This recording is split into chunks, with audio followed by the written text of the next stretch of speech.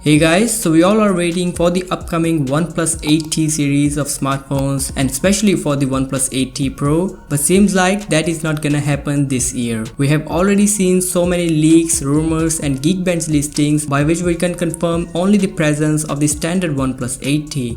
Some information coming from MaxJ has also confirmed that the OnePlus 8T is in the process, and according to him 8T's code name is Kebab, but also he didn't mention about the Pro variant. As of now, OnePlus will be most probably launching the OnePlus 8T along with 2 or 3 new OnePlus Nord series of devices in September or October this year. Now some official information 3 or 4 months back, OnePlus product manager in China had replied a user on Vivo that if they want a flagship OnePlus device, then 8 Pro is the only option available because there will be no successor to the Pro variant this year, which clearly means that there will be no OnePlus 8T Pro launching this year. But if we recall the 7 Pro and the 7T Pro from last year, then they were almost the similar smartphones with upgraded CPU, which doesn't make any sense. This could be a reason why the company is not bringing the 8T Pro in 2020. On the other hand, OnePlus 8T is surely gonna happen this year with some major changes over the standard OnePlus 8 with upgraded Qualcomm Snapdragon 865 Plus CPU, triple camera setup at the backside with 64 megapixels Sony's IMX686 sensor with ultra wide angle camera, and hopefully the third one will be a telephoto shooter. It will also come with 4500 mAh